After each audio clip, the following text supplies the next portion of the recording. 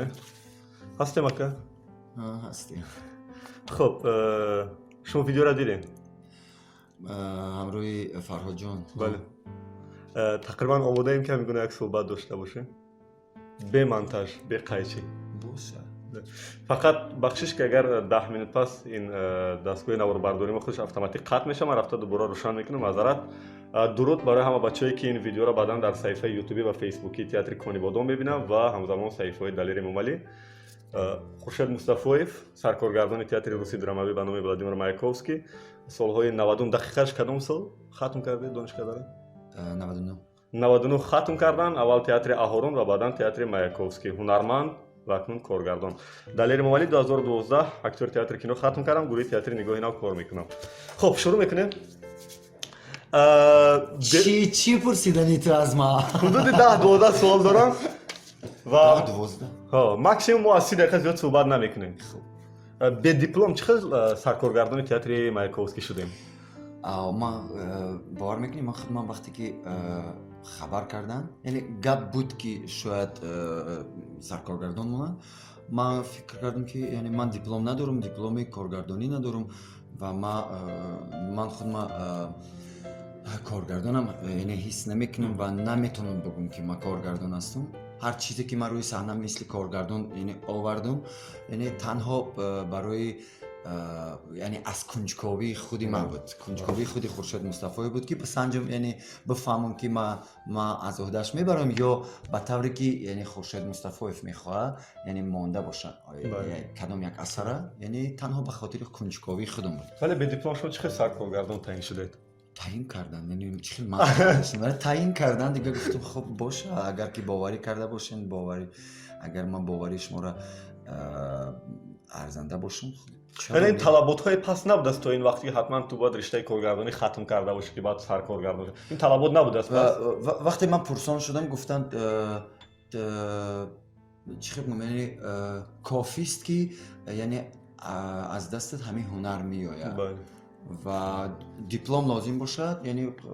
یعنی من خودم خواهش پیدا کردم که یعنی رو سرخ نشم پیش مردم که من روم دانشگاه که ما یک سبق بآموزم که یعنی دیپلم داشته باشم. ولی این تصمیم دارین کجای میرین خوندنی؟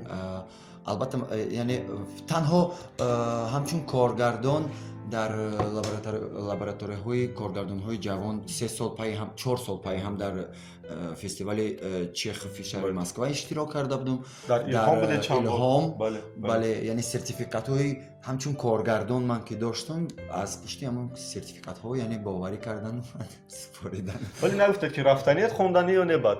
بله رفتنیم. بله خواهش کردم که همینجا هم روم یعنی دانشگاه صنعتی تاجیکستان دارم یعنی دیپلم اینجا هم یعنی داشته باشم و پسان یعنی روم کجایی که پس اینا من فهمیدم که یعنی نقشاتون اینقدر طولانی است، شما با کلی از تاجیکستان رفتنی نیستین؟ اصلا رفتنیم از تاجیکستان. بله. بعد این همه مسئولیت و این همه نقشای کاریتون چی است نفهمیدم. تا جایی که هست، تا جایی که قوتم میرسد، تا جایی که حالا من پگاه رفتنی نیستم از تاجیکستان. بله. برای همینم تا جایی که هستم اینجا یعنی هر کاری که از دستم اومد میکنم و بعد خداحافظ میکنم. خب اجاره نشینی تو کی بینو تئاتر مایاکوفسکی؟ این سوال با من نه. در دلتون زد اجاره شدن؟ البته یعنی میخوایم که یعنی بینوی خودمون رو داشته باشیم، یعنی صحنه خودمون باشد که هر کاری که خواسته باشیم کرده باشیم، هر کجایی که خواسته باشیم که بکوبیم. اینجا این دست و پا بسته هستیم و برای همینم هست نمایشنامه‌هایی که یعنی چراغ با دید خودمون با خواهش خودمون با هر چیزی که دوست می‌داریم که چراغ گذاشته باشیم نمیتونیم. دیکور یعنی همه این چیزا یعنی دست و پا بسته ایم. برای همینم کمبودی ها در نمایشنامه های ما خیلی زیاد است از این لحاظ. اجاره نشینی خودتون تو کی؟ اجاره نشینی خودی خورشید مصطفی. بله. خب نمیدونم هم وقتی که چه بگم پول زیاد به دست آوردم جمع کرده توانستم که بعد شاید برای خودم خونه میگیرم. عمرتون بالا از 40 شد. فکر میکنید که تا هنوز میتونید صاحب خونه در دوشنبه شید دیگه؟ میگن که مرد هر چی کرد تا 40 سالگیش کرد. بعد تمام دیگه میگن. من باوری ندارم که من در دوشنبه خونه دارم چی. هیچ وقت. اگر مواد توفایی از کجای نفت ندید؟ نه من امیدی خیلی توفه را ندارم. من فکر نمیکنم که کسی با من این گونه توفه کرده باشه. این توفه خیلی توفه گران است و من انتظارشم نیست. در ما یک حرف مردمی هست، نمیدونم شما به این نظر روزی هستین یا نه. از مرد میگن دو سه چیز باید نشانه مونه: باغ، فرزند، خانه. خب ولی نمیدونم که خورشید مصطفی این 40 سال کدومش کرد؟ تنها کارم شاید بمونه از من. چرا نمیخواین که از خودتون فرزندم نشانه بمونه برای ملت؟ نه از خود فرزند باقی گذاشتن، یعنی خدا خواهد نصیب که همون روزی که رو ما را سرخ کرد خداوند نصیب ما گردون میشه. شما در جنوب کشور خانه مادری هست به هر حال؟ بله. حق دارید در اون خانه؟ بله. بحثی بینای نوی تئاتر مایاکوفسکی که باید 2 سال پیش البته به استفاده داده میشه از روی معلوماتی که بود، شما پیگیری نمیکنید که دیگه تلاش نمیکنید چرا ساختمانش با قطع شد، با سر شد نهادی؟ هر وقت خواستن قطع میکنن. اصلا از من یگان وابستگی هم ندارد، از تئاتر نیز وابستگی هم ندارد. یعنی هرگاهی که قطع می شود، یعنی ما پرسان می شویم از وزارت فرهنگ وقتی که زنگ میزنن میگیم که یعنی چی گپ، یا آنها زنگ میزنن که یعنی به وقتی قطع گردید، یعنی همین که فینانسی رو یعنی باز شده شد، باز یک مبلغی که میگذرانند و هم چقدر که مبلغ گذراندن موافق همون مبلغ با چقدر جایی همون تئاتر میبردارن. یعنی خیلی آهسته آهسته با این سرعتی که ساختمان رفته است با فکرم که 5 ساله نزدیک باز 5 سال دیگه شاید صاحب بینا نمیشه. خب من در همین میون یک بار رفتم میبینم بو میبود بخشش یا لحظه این بودی میگفتی ما موندم من وقت قبول از شما درست موند دیگه من قبول است آماش بریم. Так ادامه صحبت. یک بحث داشت تئاتر مایاکوفسکی با تئاتر دولتی جوانان که حتی با مناسبت‌های شخصیتون سخت آمده رسیده بود. وقت ادناکلاسنیک بود. شما با استاد میرزایف هم جنگ سخت کرده بودید، بحثی لفظی کرده بودید در اینترنت در موضوع نمایش رستم و سهراب. یادتون هست؟ این همش از کجا سر شد و چرا یعنی شد؟ بحث با تئاتر جوانان نبود. من دیدم که به واسطه اون بحثاتون با قمرالدین میرزایف میشد. اون وقتی اونجا که وای سهراب بازی میکرد اینجا شما. این چی از کجا سر زد این چیز؟ نه اصلا شاید بحثی ما با قمرالدین بود، یعنی بحث نه بالایونی که قمرالدین نقشه که من میآفرم و همه میآفرن، نه برای نیست. یعنی قمرالدین حق داره همچون هنرمند یعنی اجراش کنه. بله. خب بحث بالای دیگر بود وقتی که اون هنرمندایی که رستم و سهراب در تئاتر جوانان یعنی کپی کرده بودن از نمایشنامه رستم و سهراب تئاتر مایاکوفسکی، تنها ما میگفتیم که شما کپی کردین و این نمایشنامه شما نیست، چون که این نمایشنامه را تئاتر مایاکوفسکی یعنی تولید کرده بود. ولی کارگردان اینا با پورگی گرفت بود اونجا مون، یعنی کارگردان حق داشت که این کپی را کنه. اصلا حق داره کارگردان. کارگردانی که یعنی یک نمایشنامه‌اش اگر این تئاتر گذاشت تئاتر دیگه هم میتونه گذاشت. اما نه به این درجه، چون که نمایشنامه زنده بود در تئاتر مایاکوفسکی و ما بازیش میکردیم، میآفریدیم، تماشابین میدید و همون شب و روزی که یعنی این نمایشنامه یعنی 2 نمایشنامه به هم پر مانند در 2 تئاتر در همون شبانه روز همون شب و روز یعنی تولید شد. یعنی از دیدی من از این نوع احترامی بود یعنی نسبت. بله این کمی نوع احترامی است و چی خیلی بگم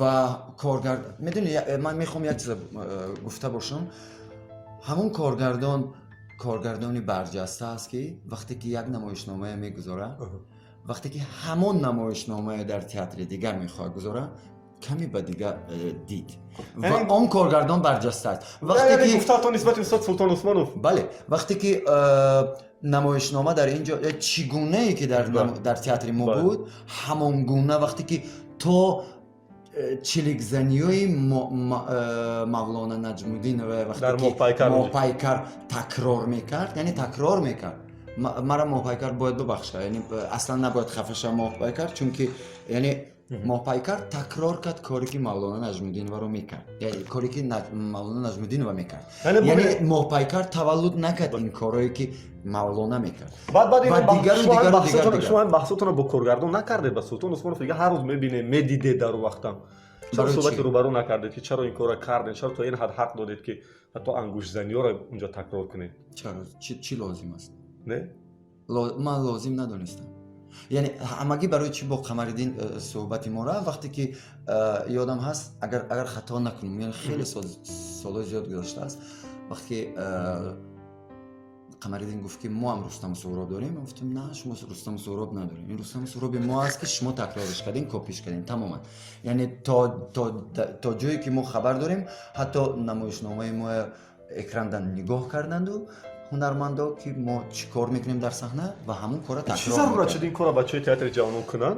میدونید وقتی که نمایش جشنواره دهه فجر در ایران دعوت شد نمایشنامه رستم و سهراب و تا جایی که میدونم در جشنواره گفتن که علاجش هست که تاجیکی بازی کنین پر را. یعنی اون ویدیو شما را دیدن؟ بله ویدیوی نمایشنامه ما را دیدند و قبول کردن نمایشنامه رستم و سهراب برای جشن فستیوال آزمونی دهه فجر. بله. و یعنی دقیق نمیدونم از روی گفته ها و از سخن های یکی از دوستایی که در ایران هست وقتی که بعد زنگ زدن و خبر کردن گفتن خورشید ما بسیار امید داریم که میای میبینیم تا چون که دهه فجر خواهش دارد که نمایشنامه رستم و سهراب بیاید. عالی میشه و روز دیگرش خبر میباید که دهه فجر خواهش کرده است که نمایشنامه به زبان تاجیکی بیاریم. اما آدمایی که در دهه فجر بودن اونها گفتن که ما خواهش نکردیم که به زبان تاجیکی بیاریم. ما انتخاب کردیم گفتیم آلیس بیاریم. ما خواهش کردیم که یعنی پرسان شدیم که هست آیا شرایطی امکان دارد که به زبان تاجیکی اگر امکان نداشته باشه همه بیاریم. اما خواهش کردن مردمی که از اینجا هستن گفتن که ما میتوانیم ما میکنیم. شما امکان داشت که تئاتر روسی با پورگی نمایش تاجیکی کرده اونجا؟ البته میتوانید اما نخواستیم. میدونید برای چی؟ ما نمیخواستیم که دیما عوض کنیم. من رستم برای اینکه دیما یعنی نقش آفریده است یعنی از روزهای اول که دیما بود ما رومانه شد که بگیم دیما بیا ایران تاجیکی دیگه کس بازی کنه ما توی همراه خود میبریم. هرچند دیما راضی بود برای این چیز اما ما بعضی بودیم که ما گفتیم که نه ما نمیتونم روی دیما نگاه کنم ممکن دیما بیا ایران در تاجیکی بازی. آخرین چیزی که من در موضوع رستم و سهراب گفتم بعدن که دو جایزه بسیار مهم آورد این فجر شاه جایزه که تا حال ما نداریم دیگه و شاید در درجه بالای جایزهای ما همین باشه و بهترین نقش مردانه است. قربان صادق شاه جایزه را پیش از رستم و سهراب تئاتر اهارون خواستیم. خب من اینش خطا کردم. چند شاه جایزه بله. خب وقتی که این دو جایزه آمد از ایران شما افتخار کردید یا فقط از روی وجدان بگید؟ بله افتخار. میدونید برای چی؟ هرچند ما مبارکبادی هم کردیم در فیسبوک ما خیلی خوشحال بودیم برای وقتی که آمدن یعنی ما نامش چی فرودگاه پیشواز نه هر روز سه‌شنبه زبار داشتیم. بله جمع آمد است. بله جمع آمدی یعنی تئاتری است که یعنی همه تمامی گروه میآید و مجلس در مجلس یادم هست که خستن و از جا چون مومین شریفov سهراب جنجالov در تئاتر یعنی کار میکردن اونهایی که یعنی با نمایشنامه تاجیکی با زبان تاجیکی رفته بودن تبریک کرده بودیم اما جنجال بعد آغاز شد. خب یه لحظه دیگه من بگم و جنجال ما آغاز نکردیم. نه چی شد جنجال؟ از نویس دیگر مردم نه از ما. یعنی ما جنجال هم نکردیم وقتی که رفتن ما که گفتیم ما دیما عوض نمیکنیم وقتی که گفتن ما در جوانان میمونیم نمایشنامه با زبان تاجیکی گفتیم خوبش شما بکنید و رفتند و آمدن باز ما تبریک کردیم اما ما جنجال هم نکردیم. جنجال بعد موضوع بینو را باز یک بار دیگه میخوام بررسی کنم. در همون شب روزی که بینو وایران میشد من احساس شما که آشنا بودم برای که یک فیلم مستند ما گرفتیم چرا مثل دیگر کشورها ما پیش بینو گرسنه نشینی اعلان نکردیم؟ چرا من نکردیم تراکتوری را که باید وایران کنه بینو را؟ چرا هنرمندای مردمی ما در پهلوی شما راست نایستادن و شما هم راحت دست و پنجه خودتون کردید بینو را دادید؟ گفتن که تو چی درجه من خبر دارم گفتن زورتون نمیرسه نکنین. ما میخواستیم که برایم گفتن که نکنین یعنی این چیز تصدیق شدگی است یعنی مهر زدگی که باید بینو خراب کرده شوند یعنی برای شما دیگه جدا بینو میسازن برای همینم نکنین. گرسنه نشینی هم اگر کنین که این فایده نداره میگیرن بینو و چی خیلی گم ما تقدیر ما پروسه تن دادیم.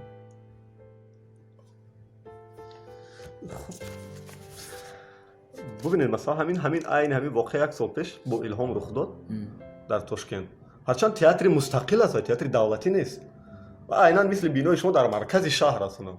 و چرا اونا تونستن ما نتونستیم؟ اونا هم تصدیق شده بود، مهر شده بود، علاقه باید میخواست الهام، ولی اونا تونستن ما نتونستیم. خب یک مشکلی شاید بسیاری آزی بگن که کاری بد کردی با این گپوی که میگم. یک مشکلی تئاتر مایکوفسکی تئاتر الهام نیست. الهام تئاتر جهانیه. خب مایکوفسکی هم ابرو داره برای ما. ها بله. اما وقتی که الهام گفتن میگیرن بغیر از خودی ازبک ها مثل که بغیر از خودی ما تاجیک ها، یعنی ما بسیار خواستیم که نگیرن و اکتورها بسیار کردیم. یعنی دیگر بیشتری مردم بیشتری تئاترها خنک نظری کردن در این یعنی دستگیری نکردن. حتی مقاله نوشتن که این بنا کهنه است بگذار بردارن. ها یعنی خیلی گپا هم بود. یعنی ما تنها بودیم. الهام تنها نبودن. چون که تمام تئاترهایی که بیرون از مرز ازبکستان هستند در خارج از امریکا، از اسرائیل و از تمام اروپا همه آنها دستگیری کردن و نوشتن و مکتوب کردن جانب حکومت ازبکستان. این تصمیم خود الهام نبود که به آنها مراجعت کرد که اونا برعکس بعد نامه نوشتن. شما هم شاید این کارو میکردین. اصلا ما این کار کردیم. ما در فیسبوک نوشتیم که دستگیری کنید. ما قریب که 3-4 نمایش آخری که بازی میکردیم تماشابین می آمدن ماده، یعنی زال بسیار پر می آمد همون 3-4 روز آخر، چی کودکا و چی کلان سالو نمایشنامه. و از صحنه ما خواهش میکردیم که دستگیری کنین که زوری تنها اکتورها نمیرسه. ما این کار کرده بودیم اما کسی یعنی بعد داد ما نرسید. موضوع بنا با همین تمام و من میگذارم در موضوع اون که حتی در همون شب روز و بعدا هم بعضی از منقدای ما زبان هنرمندای تئاتر مایکوفسکی را همیشه مورد تنقید قرار میدن که زبان روسیشون تازه نیست، روان نیست، بخاطر با اکسنت با مشکلی گپ میزنن. این واقعیت دارد بحث زبان روسی در تئاتر؟ نه. میدونی برای چی؟ خب وقتی که ما با زبانی که در اینجا بازی میکنیم با زبان روسیه که داریم، بله، و وقتی که در تاجیکستان با ما میگن که یعنی کدام یک کلمه که خطا گفتن، بله، یعنی مالچینی و مالچی گفتن، اما فهمو است که چی گفتن میخواه هنرمند. و وقتی که در روسیه وقتی که ما مالچی نمیگوییم و بعضی ما مالچی میگوییم، یعنی ویا اینو به نظر نمیگیرن، ویا به نظر میگیرن هنره. میگم وقتی که هنرتون اینقدر بلنده، زبانتون وقتی که کاستگی داره ناعیان است و میگد و همه این جبران میشه که شما تاجیک هستین، زبانی ملی شما روسی نیست. و برای چی ما از شما یعنی گیلمند باشیم که مالچینی و مالچی گفتیم؟ یعنی اونها یعنی اون پروفسیونال هایی که هستن اونا به نظر نمیگیرن، اونها تنها به نظر میگیرن هنره، نمایشنامه را ترکتاف کرد. این احساس قناعتمندی شما نیست که هنرمند میکشه وقتی که قناعتمند میشید که تمام دیگه همین اونو بها دادن مورا؟ نه با این چی نیست. یعنی میدونین هست هنرمندایی که یعنی اون هنرمندایی که یعنی مالچینی و مالچی میگن، پیشتر مالچی هم گفتن نمیتونستن. بله. خب مالچی هم گفتن نمیتونستن، اما امروز مالچی میگن و این یعنی این اصلاح شونده است. نه روزهای پیش وقتی که سالهای اولی که آمدن مالچی گفتن نمیتونستن، امروز مالچی میگن، پگاه مالچی میگن. خودتون چه حال داشته روز اول؟ عیناً همیشه. خب من نمایشنامه کالیگولایی که من نمایشنامه اولی که بازی کردم در تئاتر مایکوفسکی من ثبتش دارم. وقتی تماشا میکنم بعضی وقت تماشا میکنم میگم وای اینقدر این همون مالچی که حاجی مراد میگه یا دیگرش من میگفتم امروز مالچی من مالچی شد. ولی نمایشنامه‌ای که با هنر شما را معرفی کرده است همون کالیگولا که شما میگید که این نمایشنامه مرا باز کرد همچون هنرمند در صحنه. نه در صحنه تئاتر مایکوفسکی. بله در مایکوفسکی باز کرد. خب استودیوی تئاتری دارد تئاتر مایکوفسکی. بچه‌ها برای 3 سال میگیرد برای 2 سال 2 سال. ولی من میبینم که نتیجهش همین است که از 10-15 نفری که میگیرید یک دو نفر برای تئاتر میمونند. برای دیگران چرا خرج میکنید وقت و مبلغ و سلامتی را؟ بگذار از 12 نفر 2 نفرش بمونه. سال دیگرش با 2 نفر دیگرش میمونه. آهسته پر میشه. همین سال چند کس مونده تئاتر شما آدم استودیو؟ حالی تمام نکردیم. موندنیان بچه‌ها؟ ماهی مای نصیب کرده باشد ما 2 نمایشنامه یعنی پیشنهاد میکنیم تماشابین همچون دیپلم کارهای استودیو یکیش رو تیار کردیم آماده است یعنی من 2-3 روز پیشتر ما مثل زدچه می‌خوایم برای خودمون و یکی دیگرش آغاز کردم کارش و خدا خواهد ماهای مای آخری مای یا اول ایون ما نخست نمایش میکنیم و پکاز میکنیم و بسیار باوری دارم که اگر 2 نفرش هم از این 12 نفر مونه روی صحنه مایکوفسکی برای ما خیلی کمک میشه دستگیری میشه یعنی هنرمندان زیاد میشه. خب سوال بعدی من همین است در مورد احساس میکنم که یک گروه علاهده در تئاتر مایکوفسکی هست و تمام زمام راهبری و کارهای ایجادی را به دست گرفتن مثل همفکرا دوستا رفیقا آشناها. اینا شما احساس میکنید به قول مناپولی که در تئاتر کنیبادا من گفتم همینم در این تئاتر من احساس میکنم. نه من فکر میکنم که این نه مناپولی است و نه گروه چون که بغیر از اونی که یعنی حاضر بسیاری میگن که خورشید مصطفایف با منیره ددایو یعنی خیلی دوستی جورای نزدیکه. بله بیرون از تئاتر یعنی ما دوستی بله و خیلی دوستی قوی داریم و من این رد نمیکنم و کجایی که است میگم و این چیز رو شده است اما حاضر بسیاری میگن که امروز خورشید مصطفایف благодаря منیره ددایو سرکارگردان شد بگذار همین خیلی هم باشد اما اگر که منیره ددایو پیشنهاد کرده باشد ولی خورشید مصطفایف و در وزارت فرهنگ در حکومت اگر که چی بگم شاید من بسیار بی‌ذوق میگم این چیز من دوست نمیدارم خیلی کارا اما یعنی مجبورم که بگم درست بفهمین هم تماشابین و هم خودت که یعنی اگر که در وزارت فرهنگ خورشید مصطفایف را نمیدونستن که بچه قادر است شاید که منیره ددایو گوش نمیکرد یعنی اینجا تنها با منیره ددایو کار بود نمیشه. مناپول هست نیست در تئاتر شما؟ نه من فکر میکنم مناپول نیست چون که برای یعنی به همه با یک نگاه میکنن بغیر از اون یعنی در وقتی میگن که راهبریت یعنی یک دوستا هستن главный بوغالتر با منیره ددایو دوست نیست главный بوغالتر با خورشید مصطفایف دوست نیست. پس چرا ببینید خب درود به استاد بهادر میگم یعنی این همین خیال افتاد که یعنی منیره ددایو و من سرکارگردان یعنی ما دوستیم یعنی این چیز میتونم بگم که با گفته روسا سپیتسال این کار کردگی نیستن یعنی این تصادف است و یعنی من نمیتونم بگم که این چیز مناپولی است چون که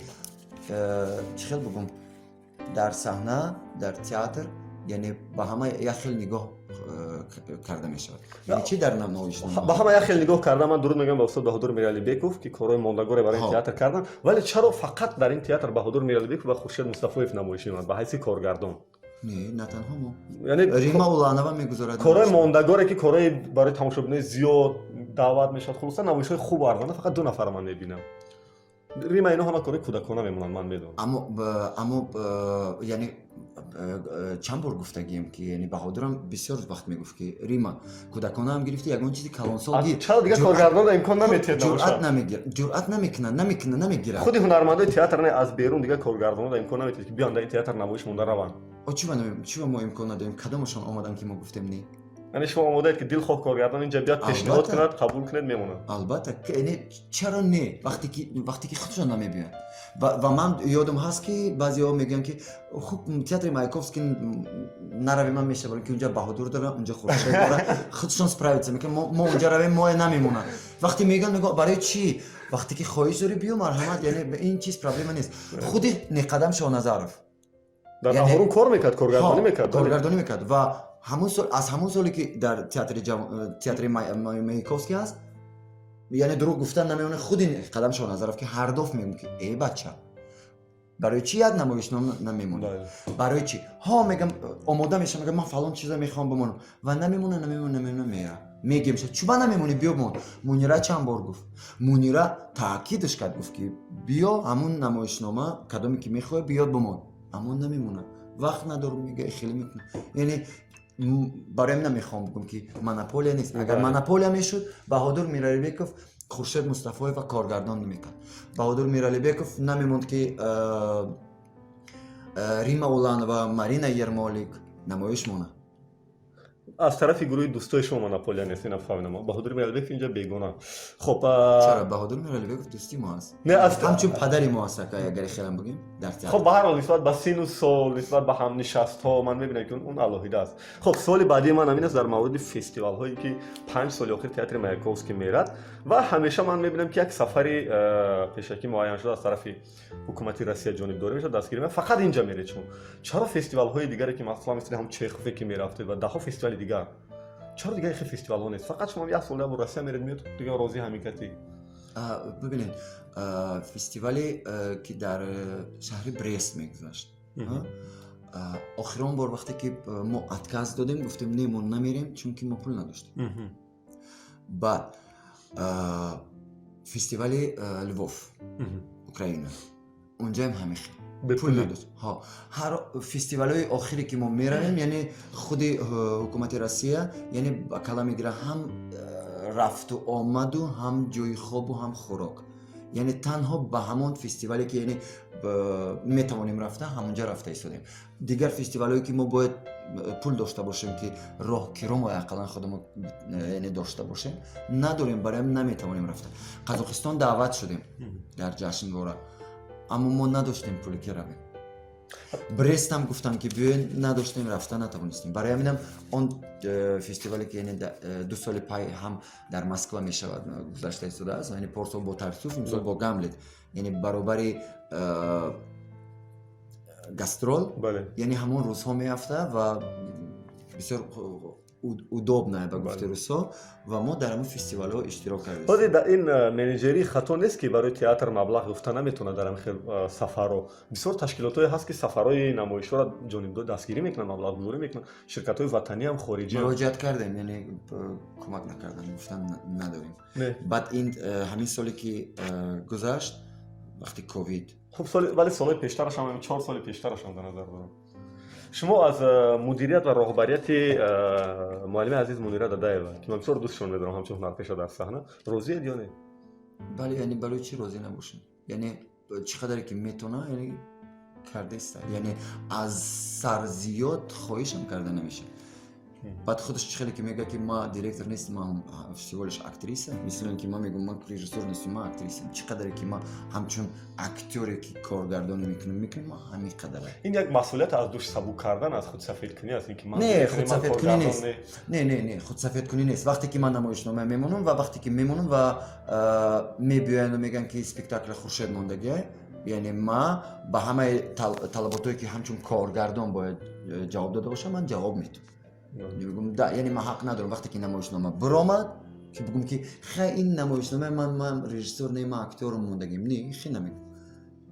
دو دقیقه من میبینم دو سوال دیگه دارم. من سوالای کوتاه دارم.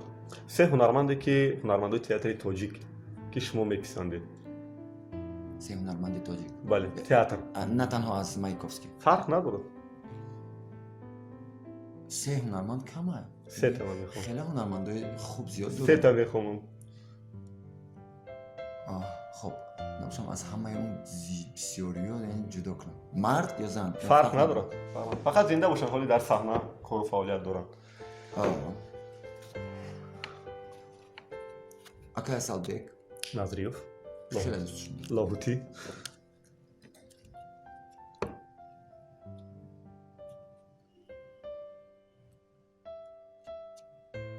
اگر بگم قربانی صابر میگن استاد شای گفت قربانی صابر همیشه برای من بهتره لبام سوچی با غیر از قربانی صابر اگر بگم اکای سالبک اکای اسفندیار غلاموف اکا میگم شونه من خودم در اجازت میتونم یعنی خیلی دوستشون میدونم که برایم نزدیکم برایم اکا میگم استادن همشون زن ҳозир бугу мавлона Мегар театри худ шай. мегар театри худ шай, мавлонаш ҳамкурс шай, Мунира дӯст шай. Бигзор биган, беҳтаринан. Мавлона, Мунира, акай Асалбек, акай Исфандиёр. Мавлона Мунира тамом якеш. 3 нафар. Мавлона Мунира. 3 нафари беҳтарин ки барои шумо ҳозир. Савимаш зан? Бале. Мо дорем Исфандиёр Ғуломова, дорем Асалбек Назриёва 3 нафараш. Мавлона ё Мунира. Мавлона ё Мунира? Аз ҳар душ якташ? Бале. Фирӯза Раҳмонова. Фаҳмо. Як театре ки шумо орзу доред ки унҷо рафта коргардонӣ кунед. Берун аз Маяковский, кадом театр? Мо фақат фазои театри Тоҷикистонро дар назар мегирем. Шояд театри Кони Бодом ва театри Бохтар. Шуморо фарёд дорам. Тамом дигам вақти шуморо гирифтем ҳозир. Албатта фарёд дорам. Бо ман фикр мекардам шуморо фарёд дорам, мегӯям хабар ёфти аллакай ки Қорғонтепа мара фарёд. Тамрин да шуморо фарёд. Ман суолҳои боз зиёд доштам, аз он ки 30 дақиқам тамом шуд, ба шуморо фарёд дорам. Тамом. Раҳмат акам. Зинда бошед.